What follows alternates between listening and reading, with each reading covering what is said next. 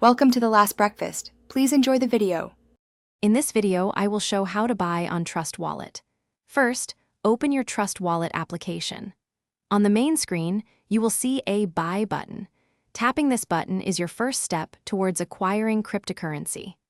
This feature allows for a straightforward and secure way to add digital assets to your portfolio, often completing transactions in just a few minutes.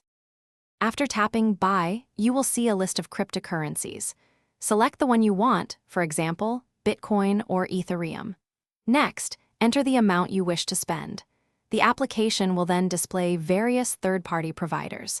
Compare their rates and choose the one that best suits your needs. These providers facilitate the conversion of your fiat currency into crypto.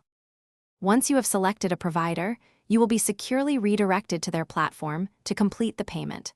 Here, you will input your credit or debit card details. It is crucial to ensure all information is accurate for a smooth process.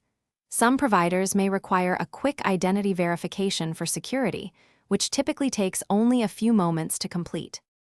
After successfully completing your payment and verification, your newly purchased cryptocurrency will be sent directly to your Trust Wallet. This process usually takes just a few minutes, though it can sometimes extend to about 30 minutes depending on network congestion.